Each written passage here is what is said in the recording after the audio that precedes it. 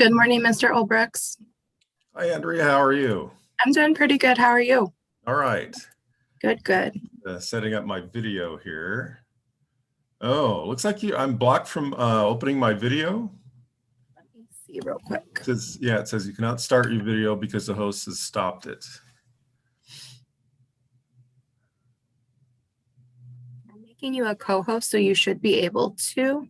Okay, let's see if I get in here now.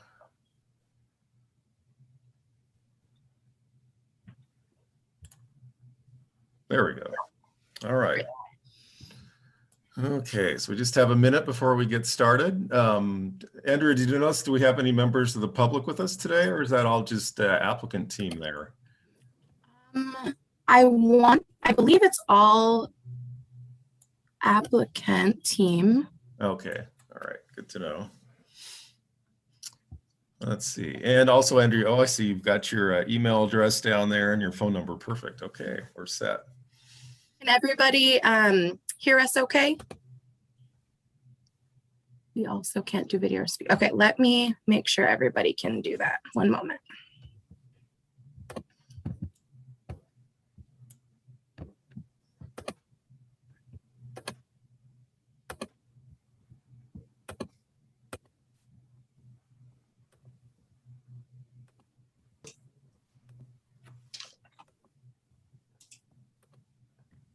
Andrew, this is Jeff McGinnis. I can hear you fine. Great, thank you. And I now can hear also. Great. All right. Well, it looks like it's time to start. It's 10 o'clock a.m., June 14th, 2021. I'm Phil Albrechts, hearing examiner for the City of Lakewood. Today we are holding a public hearing on an application for a conditional use permit for an enhanced services facility. I'll allow Ms. Bell on behalf of the city and the applicants to explain exactly what that is for this location. This is file number LU-20-00199. The hearing format, we will start off a presentation from staff. That'll be Andrea Bell from the City of Lakewood there, a planner. She'll give us an overview of the project. Once she's done with that, we'll then move on to applicant comments. Applicants aren't required to say anything, but certainly if you want to, you'll have a full opportunity to speak in support of your project. Once we're done with applicant comments, then I'll move on to comments from the public who have been invited by a public hearing notice to participate either by Zoom, by their video, or by a phone number that was provided to them. When we get to the public comment portion of the hearing, I'll explain how they can get involved in the hearing if they want. And I did ask Ms. Bell right before the hearing if we had any members of the public. And it looks like we may not actually have any members of the public to speak today, but if any of them should happen to join, once we get to the public comment portion, of course, they'll have a chance to speak. I'm also going to leave the record open until 5 p.m. tomorrow, Tuesday, in order to give people who had technical problems today because of problems with their computer or whatever, a chance to get involved. So looks like we're getting maybe a little echo. I think anyone who's not... well, anyone other than Andrew at this point, if you could mute yourself just so we can make sure we don't get an echo. Yeah, that makes it easier for everyone else to hear what's going on. So now by state law, I'm only allowed to consider evidence that's been admitted into the record. That's either going to be the testimony that's provided today or documents that are admitted as exhibits, and staff has given me a staff report and a bunch of exhibits to read before the hearing, which I've done. I'll share those documents now with everybody else on my share function. And Andrea, what page is the exhibit list again in the staff report? I don't recall where that was. I'm just kind of scrolling to find it. Page 19. Oh, 19. Okay, let me get down there and then I'll share screen. Almost there. There we go. Okay.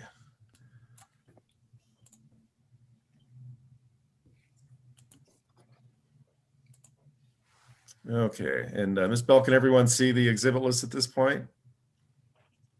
Yes. Okay, perfect.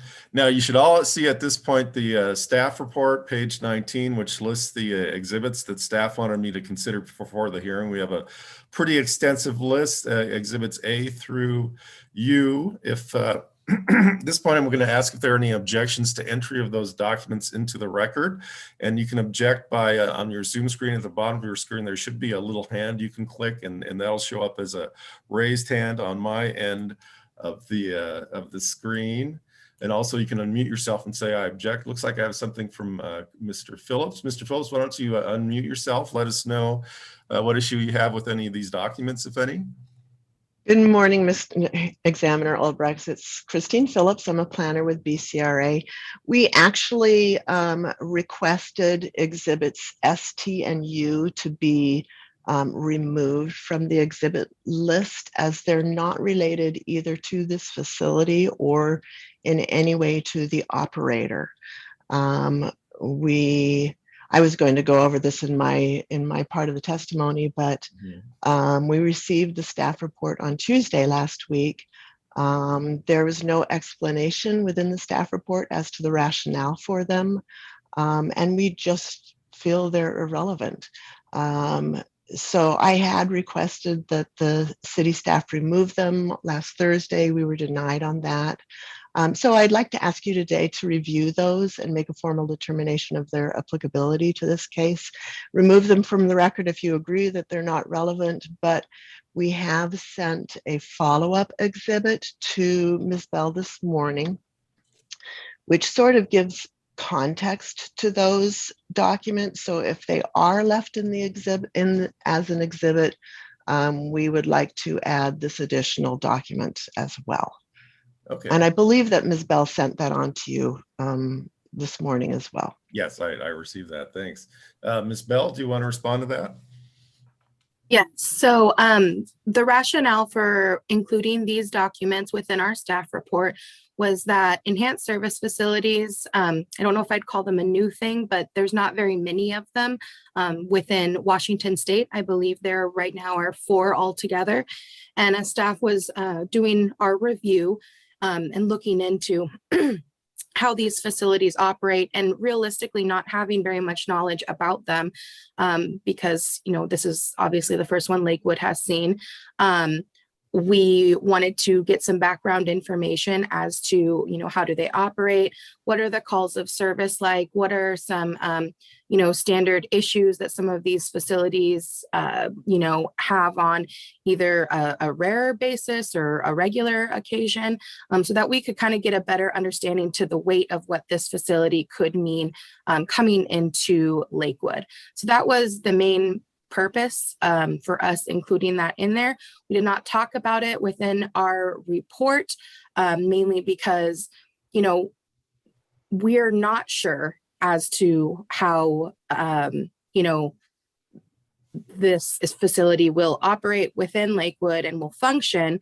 Of course, I would say that we hope to have high hopes that there will not be excessive calls for service and things like that, but it was determined that this might give some insight from your perspective and your determination as to these are some of the things that happen at these facilities, and perhaps that would give some weight to, you know, your decision.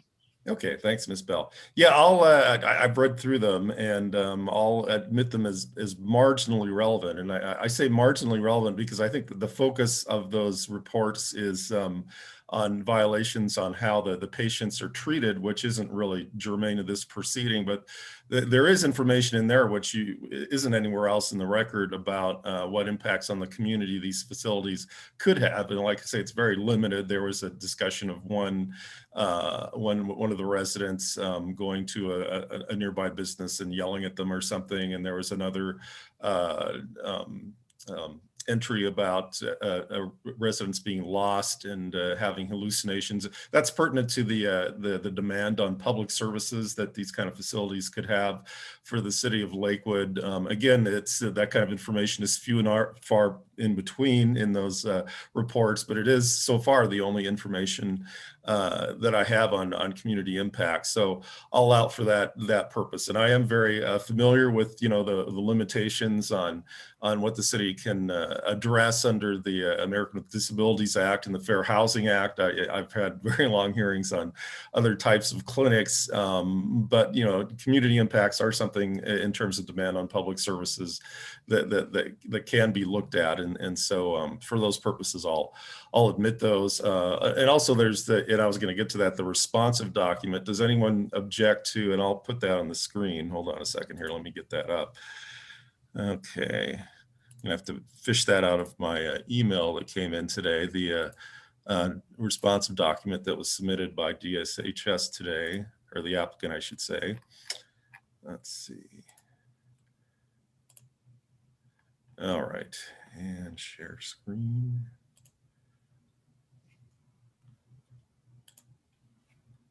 Okay, Ms. Bell, is this document you provided me today, is that showing up on the screen? Sorry, yes, it is. Okay, perfect. All right. So yeah, this was just submitted today or recently anyway, and this kind of gives an overview of complaints against other facilities. I don't know if they're all the same kind of facility we're dealing with today, but anyway, it was provided by the applicant. Any objections over entry of that document? And again, press on your hand at the bottom of your Zoom screen or unmute yourself to say object. Hearing no objections, then we'll admit that. I think we're at, let me see where we're at in terms of exhibit numbers. We are at exhibit V then, so that'll be admitted as exhibit V. And Ms. Bell, I think you gave me a couple other documents too as well that are beyond what was listed in the staff report, or was your, because I know you revised your staff report, maybe you included all those in the revised staff report exhibit list? Yes, everything that was a previous exhibit when I sent you the original document on June 8th is still included in the list. Nothing has changed with the exhibits. There were just a few minor changes to some of the language we used within the first 2 pages of the staff report itself. Oh, okay. I thought though you sent me some new exhibits in the last few days beyond just the one today, or maybe I'm not.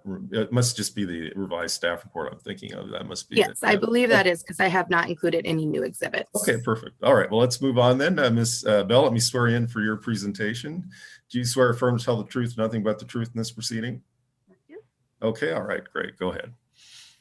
One moment, please.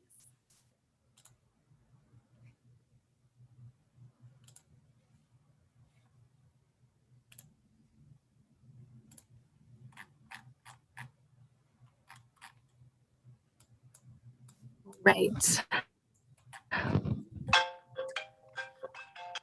Good morning, everyone. I'm Andrea Bell. I've been the project planner for the proposed Emerald City Enhanced Services Facility Conditional Use Permit. Hewitt Sollers and BCRA, on behalf of the owner, Claudia Johnson, with Emerald City Enhanced Services Facility, LLC, has proposed the development of a new 10,400 square foot building for an enhanced services facility, which would provide behavioral healthcare services to a maximum of 16 residents that may stay in that facility for as long as they meet the eligibility criteria.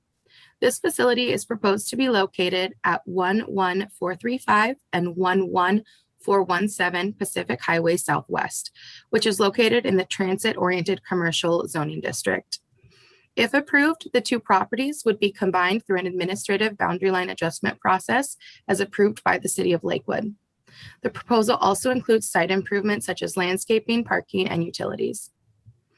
The facility is proposed to operate 24 hours a day, 7 days a week, and will host no more than 8 staff members on site at a given time for the largest shift. No commercial vehicles are proposed for this use. The site will be fully fenced, and outdoor spaces will include a recreation patio, sidewalks, and a gazebo. Pursuant to Lakewood Municipal Code, Title 18A 40-120, enhanced services facilities are allowed in the transit-oriented commercial zoning district upon approval of a conditional use permit.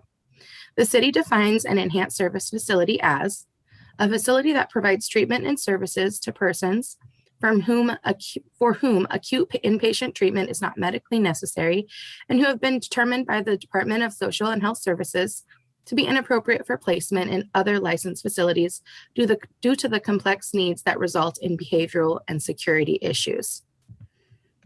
And that definition, just to clarify, is taken from RCW 70.97.010. If approved, the City of Lakewood recommends the conditions of approval listed on page 18 of the staff report be implemented in the final determination. And that is what I have for my presentation, Mr. Okay. Well, staff report's a little unusual. It didn't appear to make a recommendation either way. Does staff have any recommendation on approval or not, or you're just kind of staying neutral on this one? I would say we are staying neutral on this one, yes. Okay. The only, I guess, shortcoming I could see in the application that staff pointed out was there was no kind of local needs assessment done. Has that since been provided or not? And by local needs, I think, if I'm understanding the staff's concern correctly, is that they want to make sure that Lakewood is essentially being allocated its proportionate share of these kind of facilities for the region. Is that the issue that staff felt needed to be addressed? I would believe so. We haven't done any kind of like official analysis that we are ready to publish or to provide at this time.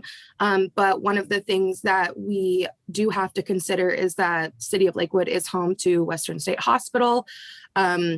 We have this proposed ESF facility. And in addition to that, we have currently 113 licensed adult family homes as well. And so we do have kind of a unique circumstance in that we have a lot of, varying facilities, not like this, but, kind of in that realm that we have to consider. Okay, and I don't think the police chief had asked information about similar facilities to see if there had been any increase in demand for emergency services. Did he find anything on that? Is that what those investigative reports was about, or did he look further into police calls for service? I don't know that he directly looked into police calls for service or things of that nature. They did review those exhibits that we provided in terms of the investigations, complaints, and things of that nature. I do know that at one point when we went back to when Chief Sorrow did make his commentary and we received other comments, we let the applicants give us a response. I want to say that's in the exhibits as well. And at the time when we sent that back to Chief Sorrow, he felt satisfied in the information that he was given. Okay. And then a kind of a modified version of my prior question. I mean, beyond the local needs analysis, were there any other problems with the application that staff still feels need to be resolved? I don't feel as though there were necessarily any problems with the application. The only thing that I would say became somewhat, I don't even want to use the word issue. There, in some of the original submittal documents, there was talk about mental health providers, mental health professionals, and things of that nature, which since has been revised to behavior support services. And I did speak with Christine Phillips with BCRA. She has been the lead planner on this, who spoke earlier.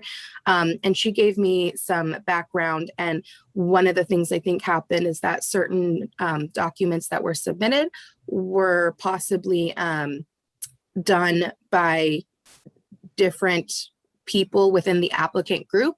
And so there became some confusion with regard to terminology. However, I think we've gotten to a place at this point in time where we've been able to kind of sort that out. And I'm sure they'll probably talk about that when they give their presentation as well. Okay. So no evident code compliance issues that you can see in terms of compliance with development standards, and the Public Works Department looked it over and feels that as the preliminary design is consistent with the city's design standards. Is that correct? Yes, correct. They've actually already submitted for their boundary line adjustment, which we are in the process of reviewing. They've submitted for their design review recently. I don't know that they've submitted for an official site development permit at this point in time, but both building department as well as Public Works Engineering has reviewed the conditional use permit and provided commentary. So at this point, I would say there's no code compliance issues in our mind, as long as they move forward with the appropriate permitting. Okay, and what are the surrounding uses? I know they're commercial. Can you be a little more specific, maybe kind of, say what's around that project? I don't know if you have an aerial photograph, maybe you could reference or. So I don't have an aerial photograph available. I apologize, but I can tell you. So this site sits on Pacific Highway Southwest, directly across the street from this site, which would technically be to like the north. We have the Sounder Station. To the east, we have West. Oh my gosh, it's a hotel. I cannot recall what the name of the hotel is, but there's a hotel. I apologize. And then to the south, you have I-5. Oh, and there is in the chat, Jim Walsh, he says they do have an aerial they'll be able to show during their presentations. Okay. And let me say the chat will not be made part of the record just because that it's difficult to do that and it often unintentionally gets left out. If you need to have want to make a comment, make sure you do it during the hearing itself when it's your turn to speak. So anyway, go ahead, Ms. Bell. Yes, and so then to the south, well, a version of this, like the southwest, you've got I-5 and then Lakewood Ford, which is a very large auto dealership. So for the most part, completely surrounded by commercial uses. Okay, and where are the nearest residential uses, can you say? They would probably be, I want to say it's across the bridge over, so by Lakewood Ford, there is a bridge. I want to, I cannot remember the street name. I do apologize. Hopefully the aerial image has that in there. But if you were to go over that bridge and cross I-5, I believe that's going to be the closest residential we have. Okay, great. Thanks, Ms. Bell. Appreciate your testimony. Of course. All right, let's move on then to the applicant. Who here wants to speak on behalf of the applicant, if anybody? Is that you, Ms. Phillips? Yes, actually, we have several people who will be speaking, Okay. and I also have a PowerPoint, which great. includes that aerial, but I don't have a way to share it. Oh, so Bell, can I you make be her co-host? I can definitely Okay, promote her. Give me just one moment. And Ms. Phillips, while she's doing that, let me swear you in. Just raise your right hand. Do you swear affirm to tell the truth, nothing but the truth in this proceeding? Yes, I do. Okay, perfect. All right, and actually, Ms. Bell, Ms. Phillips isn't connected with video at all. Is that something you can do by making her a co-host? Yeah, absolutely. Okay. Give me just. All right. Okay. So I just promoted. I just changed screen share, so I hope you do have the ability now to see that. Oh, there.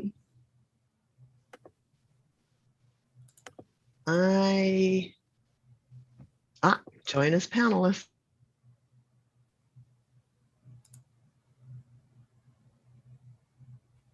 Okay. Give me just a second, please.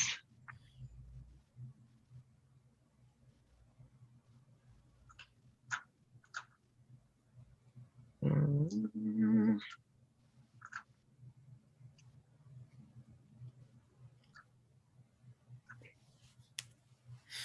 Oh, okay. So you don't get to see me apparently, but that's okay.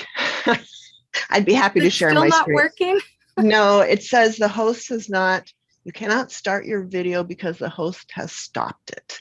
But that's okay, as long as I can share my screen, which I think you need to share have screen. video working for that. Oh, maybe not. No, it says that I can. Oh, okay. This will stop other screen sharing. Yes. Oh, I'm sorry. I got to stop my screen sharing. That's okay. Okay. Now you should be able to see mine now. Can you see mine? Yes. Yeah. Okay, perfect. Thanks. Perfect. Okay. So, good morning, Examiner Albrechts and Ms. Bell and everyone else on the call here today. We're here today to review the specifics of the case before you. So speaking on behalf of the project, we have Claudia Johnson, who's the owner and manager of Emerald City. Jim Walsh, who's the architect and project manager with BCRA. Myself, I'm a planner with BCRA. And I should go to the next slide simply because, there we go. And Jeff McInnes, who's a civil engineer with Hewitt Zollers. Now, Jeff won't be part of the presentation, but if there are any civil questions or site-related questions, he can respond to those. Okay. So for our presentation, we'll have Claudia, Jim, and myself speaking. So if you'd like to swear Jim and Claudia in as well, Mr. Okay, we Examiner. can take care of that now. Both Yep. of you raise your hand. And I don't have to hear you. Do you swear affirm to tell the truth, nothing but the truth in this proceeding? And I'm going to assume you said yes. When it's your time to speak, just let me know. So, okay. All right. Go ahead. So there are also a couple of folks here on the call today from DSHS, but I do want you to know that they're not here representing this proposal, but are here if you have any specific questions related to DSHS. Oh, great. And they can answer those. Okay. So we have been working now for some months, actually, boy, it's probably getting close on to a year with the city staff in a very cooperative manner from both sides. We feel very comfortable with how we have been working together. There were some questions asked from staff and a few members of the public, and we've put together pretty good responses to those, pretty lengthy ones, and they are included in the staff report.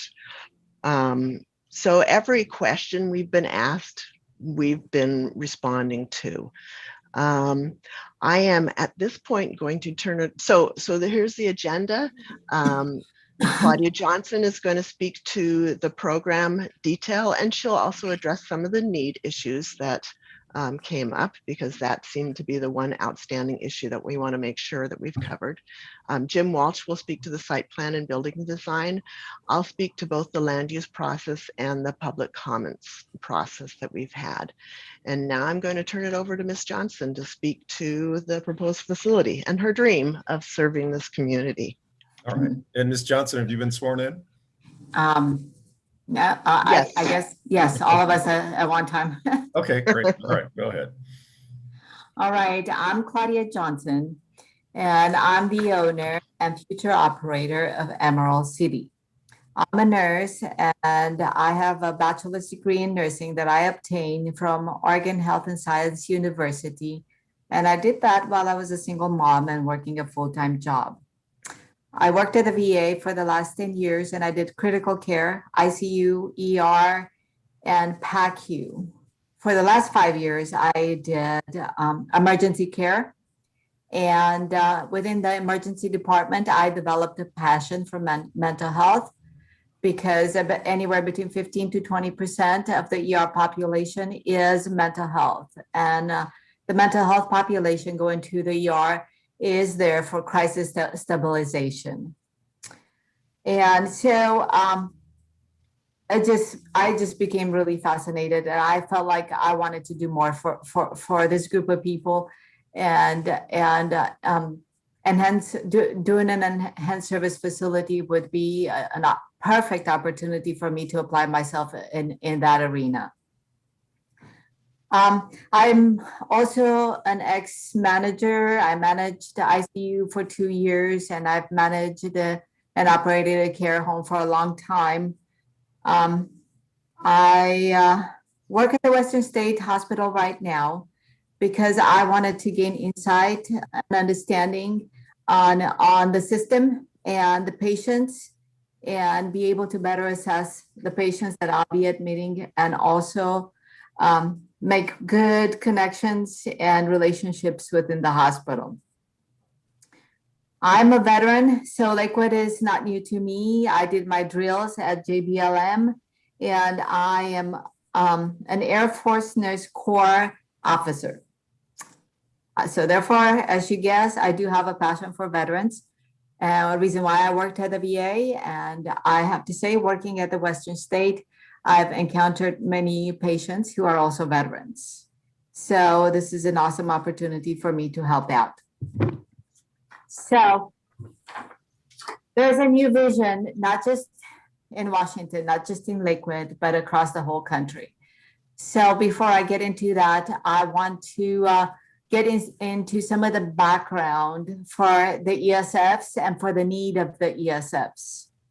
So you all know about in Washington, you all know about the True Blood lawsuit that came about because inmates were not being evaluated in a timely manner and ended up being incarcerated for a lot longer than they needed to be incarcerated. And Western State Hospital and Eastern State Hospital does competency restoration evaluations and a lot of forensic services. The problem with the system is that over the last few years, there has been about an 87 increase in the need for these services, and the hospital is overwhelmed. And so is the system. Mental health has become sort of like a crisis in Washington and every state in the United States. So these patients who have mental illnesses end up in prison, incarcerated without actually getting mental health treatment. It would be like you and I having a car accident and being sent to jail instead of being sent to the ER. And that is really not ethical, and it's not right for the people, and it wouldn't be right for us or for our children or for our spouses or for anyone in that matter. So because of this, the state is getting fined anywhere around $1 million a day for not being able to provide the services. And rightfully so, they can't because they're overwhelmed and they don't have staffing, they don't have resources, and there is no beds available in the hospitals. That is. So Western State and Eastern State hospitals are full to the capacity, and inmates are waiting to get into the Western State for those evaluations. So because there's been such a crisis in this area, the state has decided to move the civil committed patients out of the Western State and Eastern States within the community. And not just because they need to do that, but also because evidence-based studies prove that these patients do a lot better in a community setting rather than an institution-like kind of setting. So Western States has over 500 committed, civil committed patients, and they have a few hundred more waiting in the pipeline. Eastern State has about 200 of the civil committed patients, all waiting to be moved into the community. The big problem, the big huge problem is there is no beds available for these patients. And the state mandated that Western State and Eastern State has to move the civil committed patients into the community by 2023. So the hospital is hassling and they're working hard, and I know they are because I'm working there, and they have a huge problem. There's just no beds for these people to go to. There's no place for them to go to. And so the state came up with a solution trying to bring about some availability of beds for these people that need to move in the community. And it's how the ESFs and other mental health facility have come about. And they even came up with grants to the Department of Commerce to incentivize people like me to open and operate a mental health facility. I'm one of the grant recipients. And as you see, there's huge need for placement options like ESFs. My place would only have 16 of this 700 plus people that need to be placed. So, like I said, there's a trend in the community and in the country, and it's endorsed by the mental health establishment and by medical establishment, as well as President Biden and the former president. And the emphasis is on treatment, not incarceration. And of course, as I mentioned before, evidence-based studies point to the fact that people do a lot better in a community kind of setting as far as their mental health illness. So that's kind of like the background, and y'all ask why Lakewood, right? Everybody wants to know why Lakewood. Well, Emerald City will be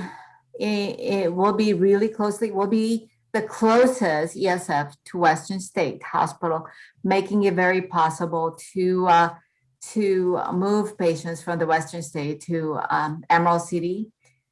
And I have to emphasize that we're not actually bringing more of these patients into the city. We're just simply moving them from one place to the other. And also, a lot of the patients living at Western States have families in Lakewood because their families have moved in Lakewood to be supportive of their loved ones. And so they would have a great support network within Lakewood. And then, of course, there's the patients who have no families and have no place to go. And this is the closest place for them to go to. And I would have to say it is strategically placed right across the Sounder station that has 5 connecting bus lines. So these patients and their families can go visit each other. And so the residents can go get jobs so they can travel, see their loved ones. And also, this place is strategically placed within almost walking distance to St. Clair's Hospital. And as you know, most big cities have medical communities. And so you have the hospital, and then you have nursing homes, and you have mental health, and then you have primary care physicians all within the same neighborhood. And this is facilitating the medical care part of the equation for the care of these patients. And also, it is outside of residential areas. But really, what is it to Lakewood? Really, why do you guys care? It is bringing a lot more jobs, medical healthcare jobs within the community. That means a lot more money to the community. That means a lot more taxes to the community. And also, I'd like to mention that this facility is within Opportunity Zone area, meaning that it has been designated for gentrification. And this is a great way to gentrify an area, bring a facility, bring in jobs, bring in more resources and more taxes. Of course, I will be paying a lot of taxes, and so will all the employees that work there. Excuse me, Claudia. I'm Yeah. not sure what slide I'm supposed to be on. I've lost Same track. one. It's the same one. Oh, okay. It's the same one. I'm just addressing what I think actually we're ahead of one. We're almost there. We're going there. Okay. Sorry to interrupt. No problem. So I would say that it is a great opportunity for Lakewood and also for the patients here in Lakewood. So I would like to say that that is important for local needs. Also, I would have to say that if these patients who have no place to go, whenever they're released out of the hospital by 2023, if they don't have a place to go, they'll probably just be homeless in Lakewood. So I think I have a solution for that by having an enhanced service facility. What is an enhanced service facility? It's a small community-based residential setting, maximum of 16 patients. It is a home-like setting, similar to adult family home or assisted living facility. Residents receive support and services from professional staff and caregivers, including mental health. It is licensed and regulated by the SHS, Aging and Long-Term Care Support Administration. So who are the ESF residents? I think we pretty much covered who are the ESF residents. They are people coming from the state hospitals or diverting from state or local psychiatric hospitals, and they have completed in-hospital treatment and are ready for discharge. And they're evaluated 3 times over, first by the hospital and then by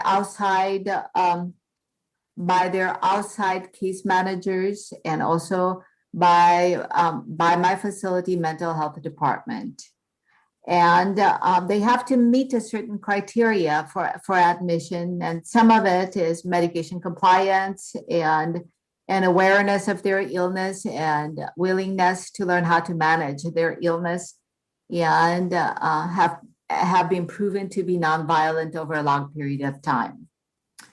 So they need daily assistance with personal care tasks, need more intensive services than are available in adult family homes or assisted livings.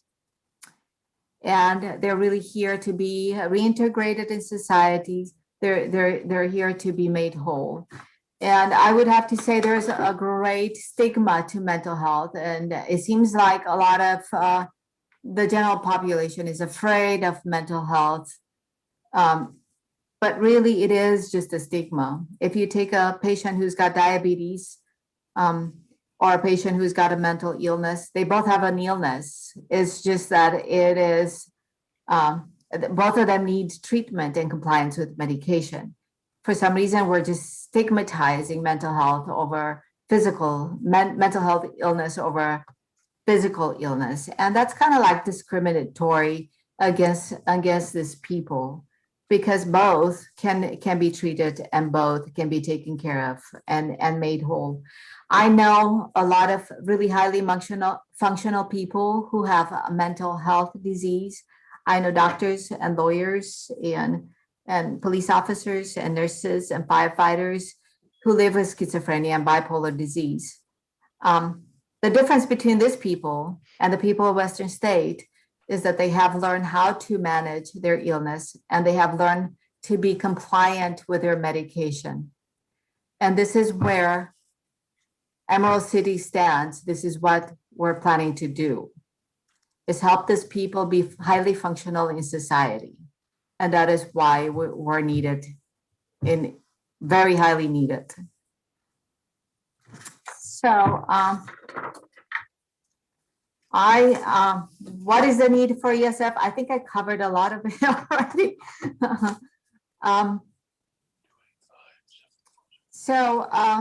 Of course, these people just don't have a place to go to, and they don't have access to treatment.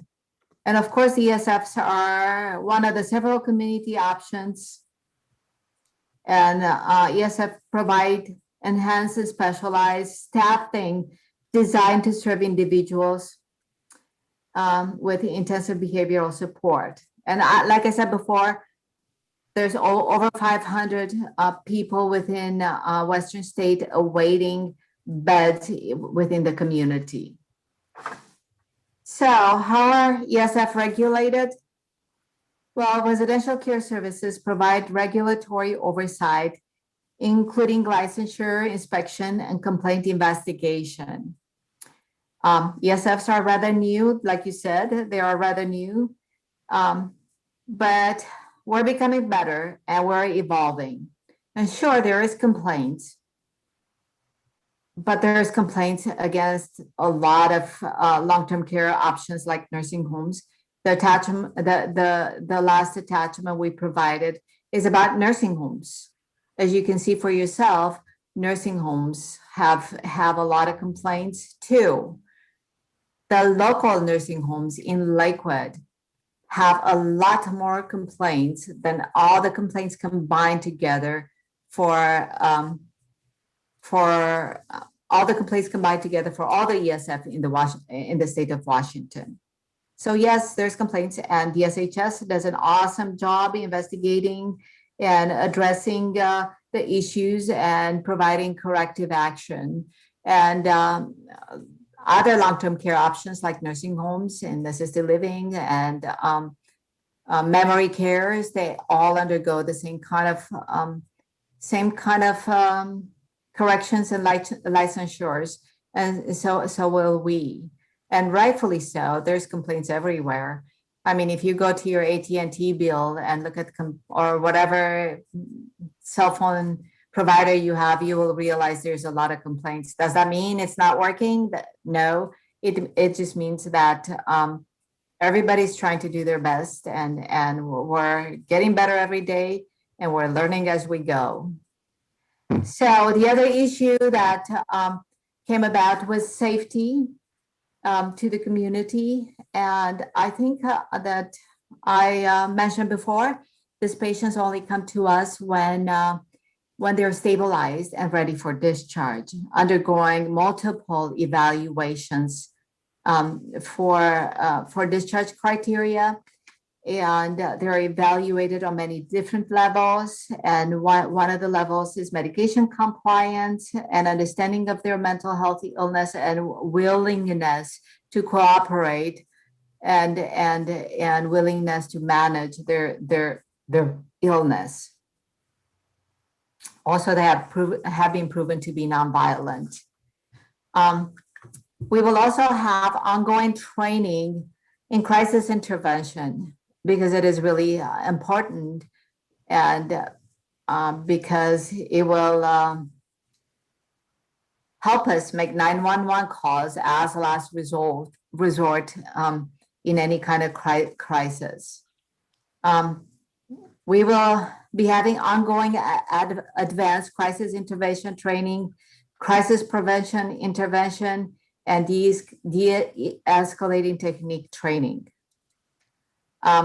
So that is a lot of training that we'll be doing on continuous basis. And also, as far as management goes, management will be as per licensing and WAC requirements.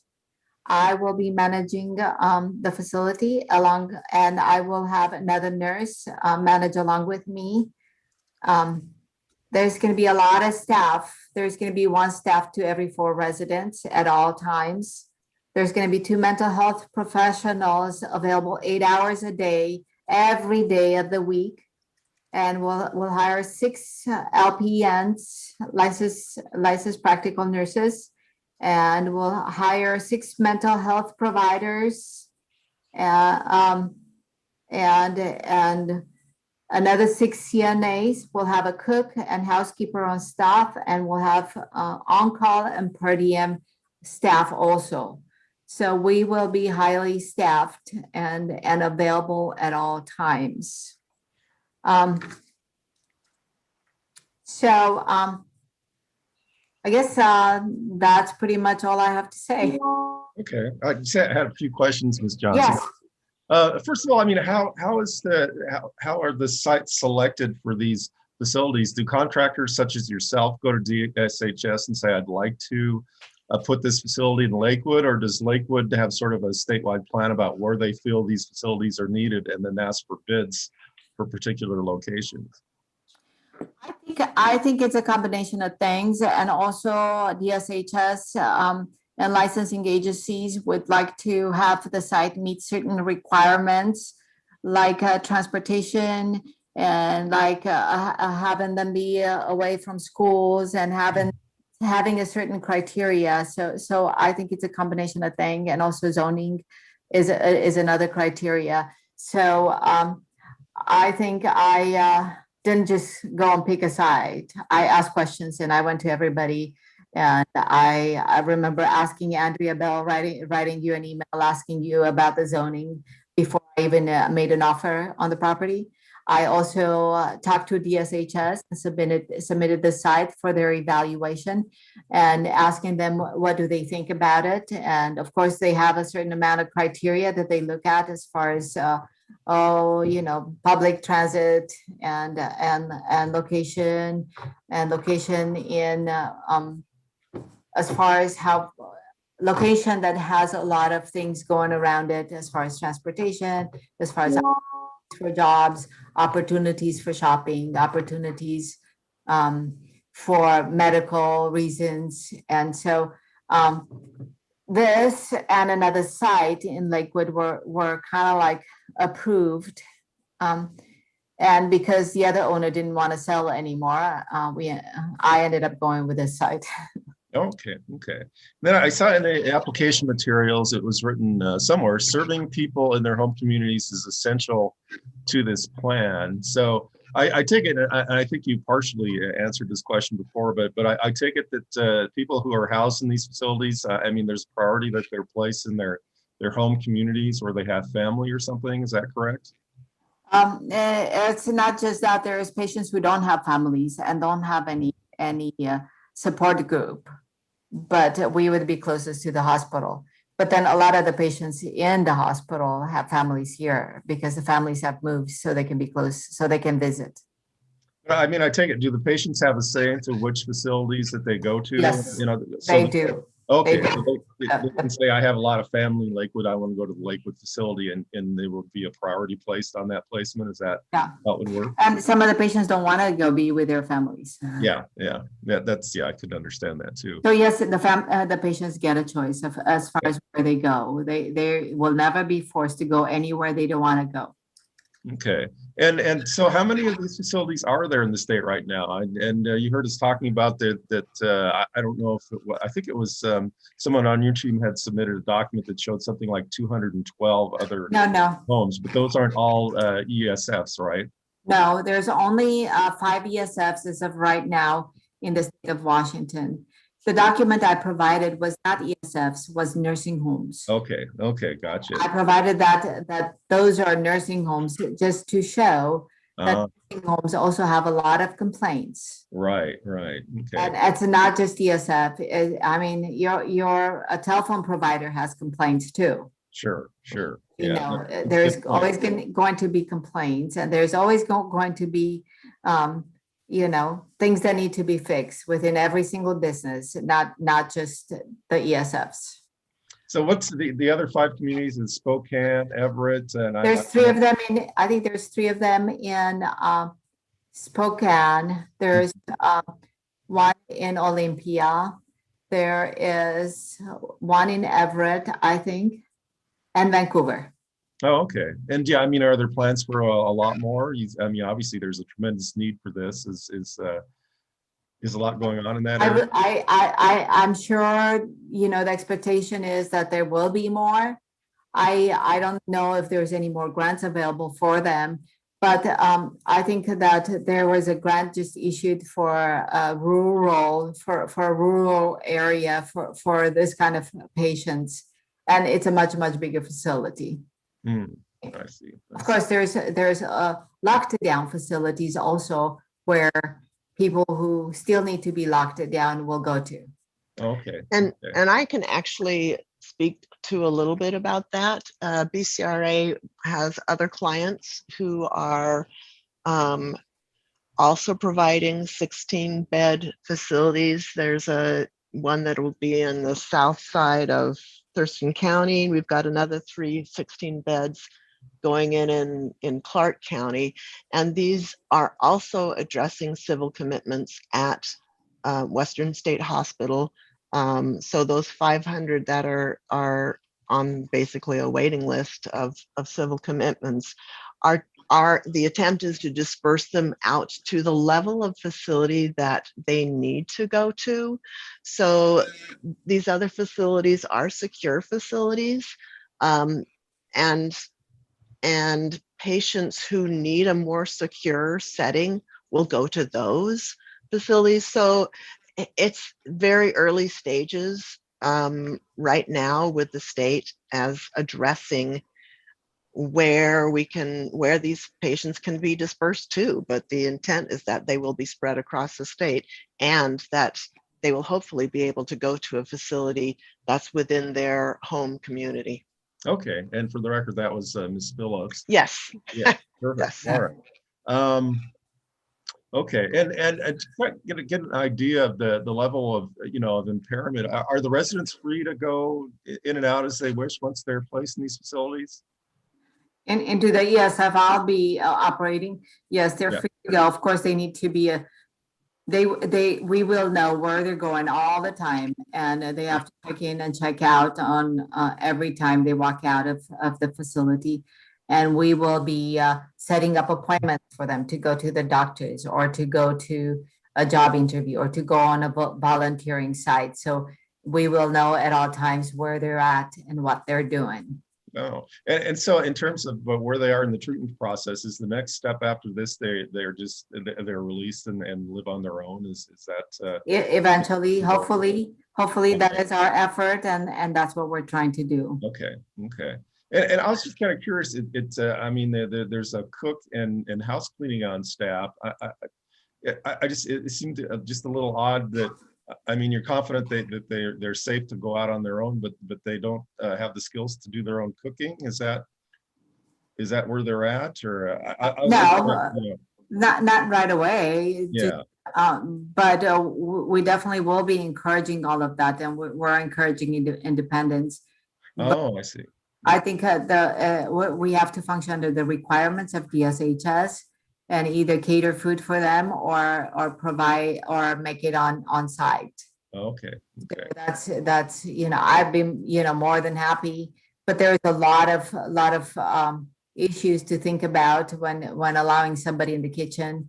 They have to have food handlers permits, and they have to know about infection control in the kitchen and all of that. So it's a huge training curve. Oh, I see. Not that we don't support it, totally support it, and would love to have people be totally independent and be able to cook for themselves. Right. And then I do not know much about this, the DSHS investigation reports. As I mentioned, they're just kind of marginally relevant because most of the information is about how they're treated, how the patients are treated in the facility, and that's beyond the scope here. We're talking about community impacts, but I mean, I was curious, Ms. Johnson, is there a DSHS investigation report produced every time there's some kind of a police incident or emergency incident out in the community, or is it just when a complaint is lodged to DSHS specifically? Do you have any idea? I'm just trying to figure out how relevant those documents are. Definitely there's always whenever the police department gets called, the police department sends out information to DSHS and sends out a report. Okay, and that includes incidents that happen outside of the facility too? Yes, for the patients that belong to that facility. Okay, so all the reports I have in Everett and now I can't remember the other, Spokane actually. I mean, it looks like it just showed one police incident outside of the facility, and from what you're saying, it sounds like that's pretty much all that happened in those years covered. Is that a correct interpretation of the document? I would definitely say so. Yeah. Okay. All right. I think it's also relevant to understand that DSHS, or to remember that DSHS licenses these facilities and inspects them on a regular basis. And at their inspections, they will find infractions because that's how they discover these. And then those infractions are expected to be corrected. And so these reports that they have available online is their standard operational procedures, is that they go do their inspections, they find infractions, those infractions are then required to be corrected, and then that's put in their file until the next time they go there, do their inspection. So it's not like DSHS just ignores the facility once it's constructed. It does have to comply with their licensing requirements, and part of that is their analysis of the facility on their regular inspection schedule. So, and that was one of the reasons why I encouraged Ms. Johnson to submit that other form, is because basically that's how DSHS tracks what's going on with their facility and how they track their licensing. So it's not a matter of these are all bad, negative comments against this particular facility. This is their natural way of operating, and it's just a part of their licensing. So that's the standard. So, Mr. Ulbricht, I actually have a few more slides. We have a little more testimony to do. Sure, yeah. Okay. And we're very happy to answer your questions, but perhaps we could get through the rest of these slides and then a few more things might come clear and we'll go on from there. So Ms. Johnson, if you were done with your testimony, we'll move on to Mr. Walsh. Definitely done, yes. Okay, thank you. Thank you, Ms. Johnson. Ms. Walsh or Mr. Walsh, are you there? Yes, Oh, Yes. first again, have you been sworn in, sir? yes, I have. Okay, all right, go ahead. So I'll be brief here, but this is an example of a community-based facility.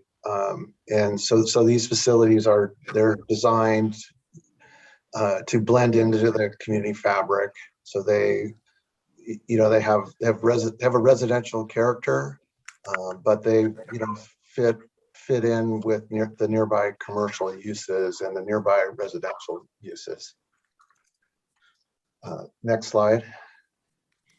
So this is another similar facility, but as Claudia talked about, the goal is to treat the whole patient. And so we work really hard in design to create an environment of care that basically supports the services that Claudia is providing. So we utilize a lot of natural light. We utilize natural materials, warm color palettes. And we also provide a lot of spaces for the residents to de-escalate and have small group activities. Let's see, could you go to the next slide? So this is our site plan. So unfortunately, it's not a super broad aerial, but there are residential uses, I would say, within 1,000 feet. Up here somewhere. To the north and also to the west. So it's right across the street from the sounder station. And over the track lines. Yeah, so it's, bounded by, there's a hotel that's right to the east. Lakewood Ford is right to the southwest there. And then the project also received a, what's it called? A transit-oriented development grant. So I think it's deemed that it's a good fit for the area. Let's see, could we go to the next slide? So this is a site plan. So the current design, the building is about 9,000 square feet. There's 20 parking stalls. The building has a covered outdoor area on the right there, and then there's also a gazebo to the south. There's a dumpster enclosure that's screened, and then the facility also has an emergency generator. Next slide. So this is the floor plan. So there's 16 resident rooms. There's a large dining and a large day room for the residents. There's also there's 2 group meeting rooms and a conference room, in addition to a seating area right at the front of the facility. And then as I think was mentioned previously, the facility has a full service kitchen. And so, this is, it's really helpful as part of the care that's given here, is that, the residents get a healthy diet. Let's see, and then could we go to the next slide? So this is a rendering of how this particular facility is going to look. So it's got gable roofs with asphalt shingles. There's board and batten, fiber cement siding, and there's also some horizontal siding.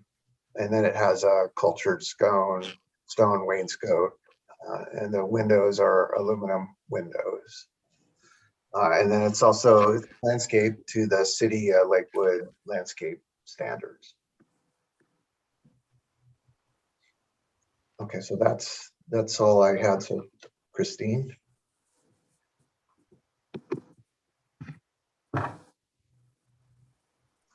unmute myself. Sorry. I'm just going to briefly speak about the review process and the permits we're here for today. In order to be approved, this project is required to comply with the conditional use permit criteria for approval in the city code, and also the standards for special needs housing. So there's two separate sections of code that we're complying with. So with our CUP, our conditional use permit application, we submitted quite a few number of documents to the city that provided data that addressed the required elements. All of the required documents were submitted and the application was deemed complete on December 14th of last year. Perhaps the most definitive documents in the set are the operational characteristics, that's your Exhibit C, and our response to the criteria, which is your Exhibit D. The operational characteristics is informative with regards to the programs and the use of the building, including information on staffing and how clients are transported to and from the facility. The second document, the responses to the code criteria, is our analysis of each of the requirements for compliance and approval of these specific permits and how we meet the criteria. So this document also shows the project consistency with the city comprehensive plan. In the staff report, the conclusions beginning on page 16, and I think it goes through 17 or 18, all but one comment appears to be resolved, and that unresolved issue was demonstrating the need for this facility. That's, excuse me, number 3 on page 17. So Ms. Johnson's testimony has covered this topic in detail, but I wanted to highlight 2 facts from that. So the first one is that these are people who are already currently being served in this community at Western State Hospital, and that there are over 500 people at Western State waiting to be moved to facilities similar to this one, and there aren't enough beds. So the plan for these small 16-bed facilities, as I mentioned, is to be dispersed across the state, relocating the majority of those on the waiting list nearer to their own communities. So in essence, the 500 beds that are the 500 people who are civilly committed at Western State right now will over time be dispersed across the state. And so, this is 16 of the 500, but as I mentioned earlier, we have another 16 and 3 16s, 48 is 64 that are underway to be moved to different counties. So over time, Lakewood will have less residents in less of these people in the community than there are right now. So we believe this issue has been resolved, but if you have any unanswered questions, we really do want you to ask them because we want to clear up any concerns so that you can render your decision appropriately. Other than that, I'm not really going to go over the rest of the documents in detail, but I did want to assure you that the criteria for approval for both CUP and the special needs have been met, and we believe clearly demonstrated and documented. Lastly, I did want to say, yes, we had a community informational meeting through Zoom on October 21st of last year. That was attended by a representative from the Northeast Neighborhood Association and also the general manager of Lakewood Ford. Also, the city received several letters from the community members, which were responded to, and those, as I said earlier, are in the staff report, and so they're part of the record. So this is the end of our presentation to you, and I hope that we've answered all your questions, but we'd be happy to answer any others that you might have. Okay, no, thanks, Ms. Jones. Yeah, Ms. Johnson answered most of them, and I think this is already in the record, but so Western State Hospital population is going to be decreased over time, is that correct? That is correct. That's my understanding and the goal of both the governor and DSHS and the other agencies within the state. Okay, great. Thank you for your comment. Yeah, I wanted to speak to that a little bit. So the goal is like Western State is going to be rebuilt here in the next few years. And the goal is to move most of the civil patients out of the institutional setting. So there's a plan for many more of the community-based facilities. Oh, okay, that's great. Yeah. All right, then let's move on to public comments at this point. And now's a chance for members of the public to say anything. And Ms. Bell, looking at the lists of people participating through Zoom, do you see any members of the public there? Or if you're a member of the public, raise your virtual hand right now if you want to say something, or unmute yourself and say something. I don't see any takers. I don't see anyone specifically. There's a couple names on here I don't recognize. I don't know that they're necessarily members of the general public, though they could be with the applicant team. Okay, all right. Well, and I'm going to leave the record open until 5 p.m. tomorrow. If you're unable to participate because of technical reasons, and only because of technical reasons, then you go ahead and submit a written comment, and I'll give the applicant and staff a chance to respond. Just make sure in your email you explain, I couldn't participate because my computer wasn't working or something, that's similar to that.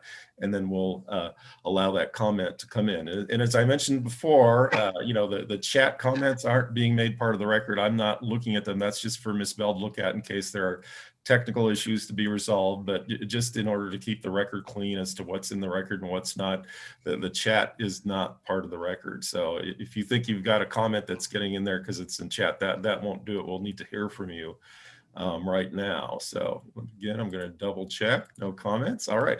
Ms. Bell, did you want to provide any rebuttal testimony or answer any questions?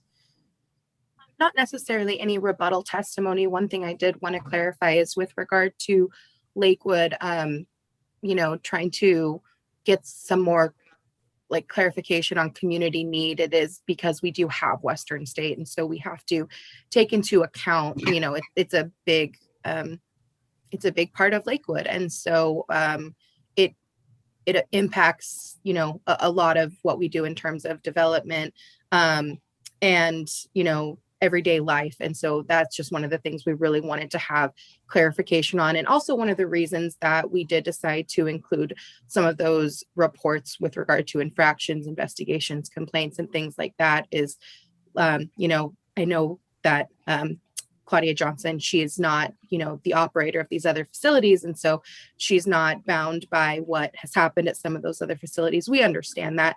We just wanted to, again, give merit to the fact that these could be possible things that we would be looking at if an ESF was here. We understand there are complaints everywhere that happens with Western State, with adult family homes and things of that nature, and that it's found when DSA just does their inspections and things of that nature. So that's one of the things I wanted to go ahead and just clarify. The only other thing that I believe on the city's behalf, we would also like to get kind of a clear picture on is that there's been kind of a lot of back and forth communication with regard to this being called a mental health facility, as well as behavioral support services. And so I believe just for, the final determination, we would really like a clear picture as to what that is. And if behavioral support services includes mental health treatment, I think we're good with that. We would just like it to be clearly defined. Okay, thanks, Ms. Bell. All right. And I think we have a raised hand from our Public Works Engineering Department, Frank Sawatsky. Okay, Mr. Sawatsky, have you been sworn in? You need to unmute yourself. There you go. I have not been sworn in yet. Get you sworn in real quick. Do you swear firm to tell the truth, nothing but the truth in this proceeding? I do. And for the record, your last name is spelled Sawatzki, correct? That is correct. Okay, all right, go ahead. Quick statement, Andrea Bell, please check your chat messages. We have just received the master plan from Western State Hospital and have not had a chance to review it yet. We do know that there are plans to construct a new facility at that location, which will have 350 or so beds. We do not know if this will be in addition to the existing or in replacement of the existing. So there's an unknown still. Okay. I can address that. I know what's going on. I'm working at the Western State Hospital. Okay, Ms. Johnson, go ahead. Okay, so the Western State Hospital Central and South Building is out of code and it cannot get Joint Commission accreditation because of that. And so they are placing the civil commitments outside, but they're also building a new building, and it's going to be only for forensic commitments only. Because the Western State Hospital plan is to become a forensic hospital only.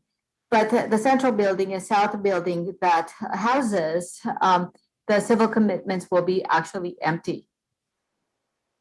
Because they're not up to code, and they have as far as building wise goes, they just do not meet the fire and electrical requirements. So I don't know what is going to happen to that building. Most likely become a historic building, just like the other little houses on the premises are historic buildings. Okay, and I see we have a raised hand for Ms. Brunel now, so we'll let her speak. Ms. Brunel? Thank you, Mr. Ulrichs. I have been sworn in. Okay. Oh, and your last name for the record is Brunell, correct? Yes, thank you. Right, And I am the planning manager at the City of Lakewood. I just wanted to interject a little bit on the Western State Hospital Master Plan review. We are currently undergoing that review, as Frank mentioned. Overall, the capacity at Western State Hospital is projected to increase, though they are expecting a patient count to decrease over time. So even though they are proposing a new facility and are proposing also to not use some of the existing beds, they did submit in their master plan that the capacity will be increasing at least in the next 10 years. So we do not have a definitive conclusion from DSHS that they will be decreasing the patient count or how they are currently proposing to move patients into these other facilities, the community-based facilities. So I just wanted to make that clear for the record that at least in the next 10 years for the current master plan phase, we are looking at a potential increase to the capacity of Western State Hospital. Okay, thanks, Ms. Brunel. That's useful. All right, so we'll make sure I don't have any more raised hands. I think we're good. Okay, so again, back to applicant final comments if you want to make any. I just want to say thank you for everything. I really appreciate it.